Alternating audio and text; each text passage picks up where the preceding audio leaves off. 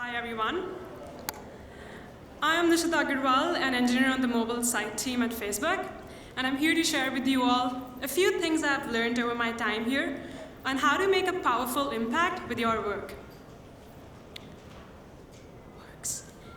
Let me start with giving you a background on the Facebook culture. You walk into a Facebook office and here's what you see. Unfinished ceilings, graffiti on walls, candy in bowls, people ripsticking around, and desks strewn everywhere. You see a bunch of engineers cranking a problem on a whiteboard.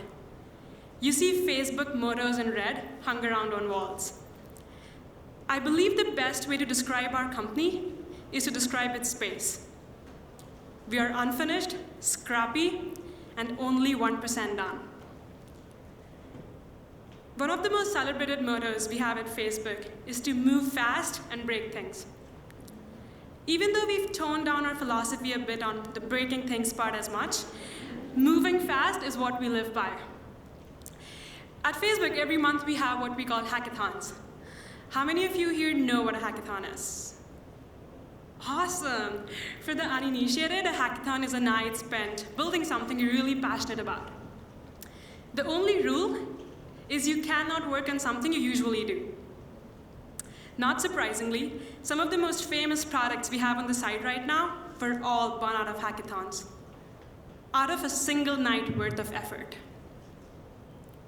A handful of people with a really powerful imagination come up with an idea, build a prototype for it, test it, and if something breaks, fix it. It's when a bunch of people who are really passionate about building things come together are the most revolutionary products born. Facebook videos, chat, even our international currency, the like button, they were all born out of hackathons. We keep iterating on these products until they are perfect, but the first seed was always sown out of the urge to build something really useful. A single day at the office for me is a combination of passion and mind exercises, enthusiasm, and discussions with some of the smartest people on earth. There's an infectious energy that engulfs you when you realize that every single line of code you write affects over 1 billion lives across the world. You're both exhilarated and humbled at the same time. In my usual work, I've never felt any different from others because I'm a female. Just like my male counterparts, my day-to-day work involves writing code, shipping products, brainstorming about upcoming features, and mentoring others. Mainly because hacking in itself is a pretty gender-agnostic concept. But I do believe that some qualities necessary to make a powerful impact with your work come easier to men than to women. Let's start with talking about the impostor syndrome. For those of us who don't already know, impostor syndrome refers to this constant feeling of inadequacy, of faking our knowledge and not deserving our accomplishments. How many of us here can relate to this feeling at some point or the other? Well, congratulations, you're not the only ones. Over 50% of successful women suffer from it daily, and so do I. When I first joined Facebook as an intern in 2010, I was stoked to be working at a company with such high impact. At the same time, the imposter syndrome described me perfectly. Even though I'd been a rock star all my life, I thought I wasn't good enough to be here. I felt like a fraud, thought I wasn't good enough, and one of these days, somebody was gonna find out. But here I am, 3 years later as a full-time employee, one of the few engineers on the mobile side, the only engineer responsible for the Facebook Zero side. I've already shipped products, mentored new hires, and I'm an expert in the work I do every day. So here's a set of things I remember when facing new challenges at work. Number 1, code wins arguments. I mentioned the Facebook mottos we live by. One of my favorite ones is this: code wins arguments. It's not your gender, it's not your race, it's not even the school you went to. It's the work you produce that wins debates.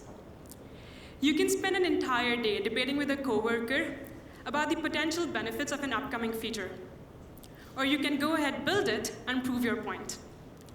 The magic lies in the proof. And what we can do as technical women is put our heart and soul into it. Studies show that as females, we care way more about keeping everyone happy. We try to live up to others' image of us and are devastated if at any time we don't live up to it. What's important to remember is that irrespective of what you do, somebody out there is gonna have an opinion about you, good or bad. You can't change that, but what you can do is give your best every moment. Our amazing COO, Sheryl Sandberg, talks about this a lot. She talks about how when she first joined Facebook from Google, there were all these blogs in the valley trashing her. She felt sad a bit, she cried a little. At the end, her best and only response was to do her job, and do it well. When Facebook's performance improved, the trash talk went away. At the end of the day, what matters is your real worth, the value you bring to the table. Just do your job the best you can, and always remember, it's your code that wins arguments. Next thing, fake it till you make it. What do the world's most influential people possess? What is it that gives an athlete, a rock star, a celebrity, or a politician the courage to perform in front of millions of people? It's the strong belief they have in themselves. It's this internal drive that tells them that they can succeed irrespective of fear. Is this characteristic unique to them, or is this something we can all possess? I'll answer that in a moment. Let me share a story first. A female friend of mine, another engineer at Facebook, told me this some time back.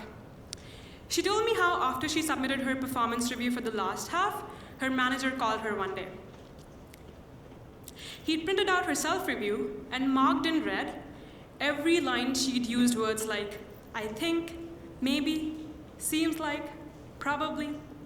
Result, the entire review was read.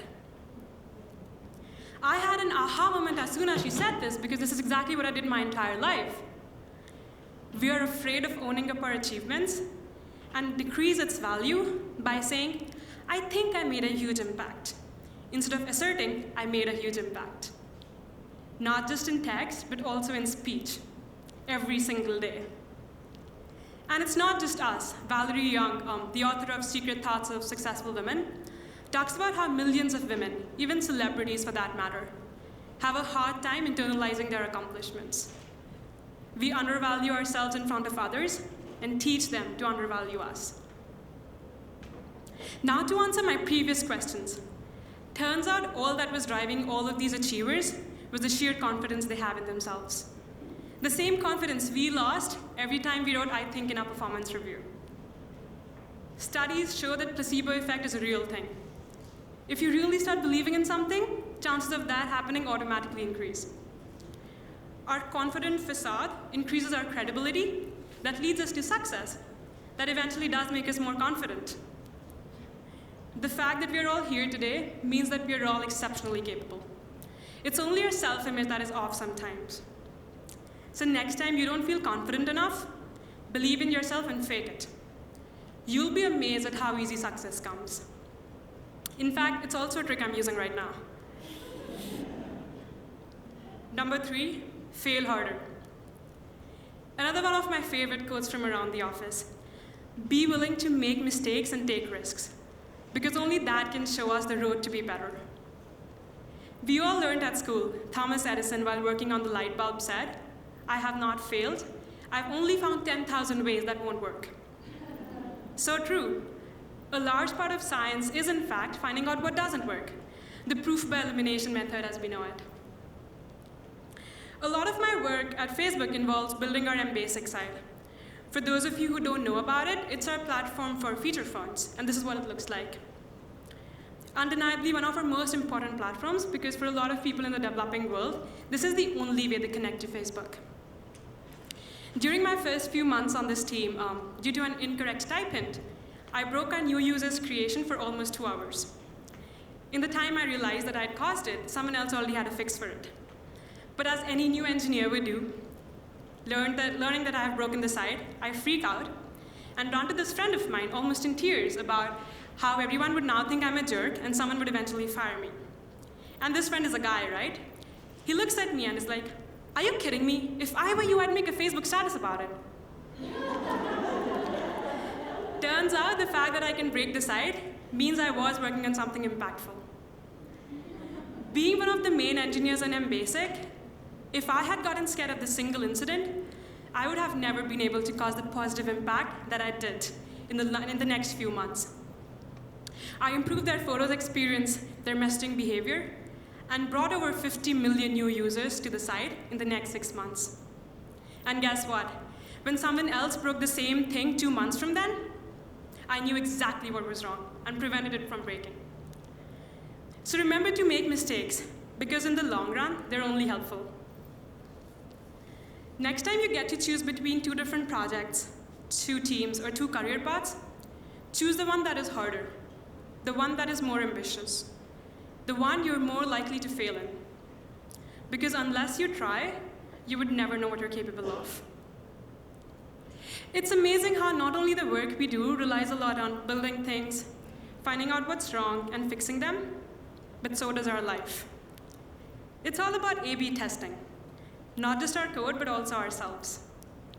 Finding out what works, what needs improvement, and always working towards a better product. Every day I walk into this office now, I don't think about how I don't belong here.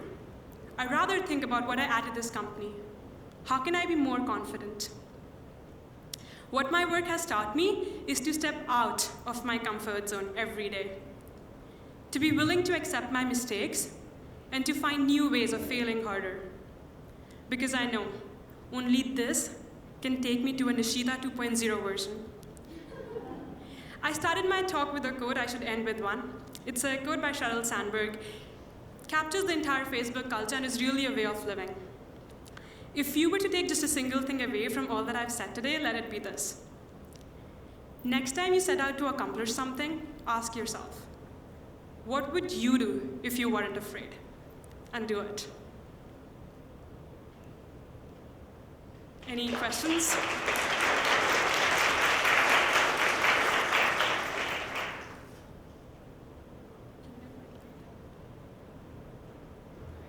Looks like we have one question in the front here. Do we have the wireless mic available in the back?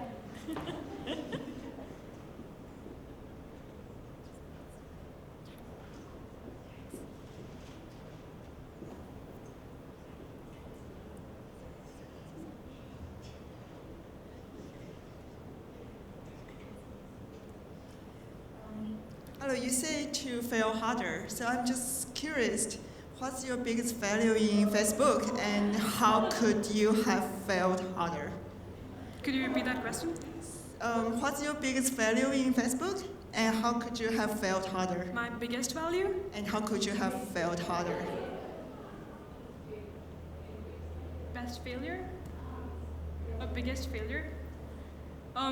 Considering I've been as a full-time employee for almost a year, the part there I mentioned that I broke the new users creation for almost 2 hours was definitely pathetic for me because, I think that was 3 months into the company and I'm sitting at my desk and then I hear someone shouting out my name in this IRC channel we have as to how something just broke and no one has any idea why, and then it somehow blames to my revision. So I think that was definitely my biggest failure. And I think the only thing I improved from there was anytime that broke again, I knew exactly what was wrong. Also, it helped me not to make a similar mistake ever again. I think, fail harder in itself is incomplete if you do not learn from those mistakes. So something I do for myself is, I have this weekly agenda where I'm gonna tell myself that for this entire week, I'm gonna stand erect. I'm gonna have a good body language, or I'm not gonna make this exact mistake. I feel like this helps because if you keep practicing this thing and if you keep putting yourself in that position over and over again, at some point of time you'll become used to it, it'll become a habit. So I think that's definitely something I've learned out of it. Any other questions? I'm gonna hang around for some time. Apart from that, we have Arena here, who's a recruiter, so you guys could all hang out with her and talk to her. She's gonna hang out here until lunch, so she could probably help you with more questions. All right, thank you so much, Nishita.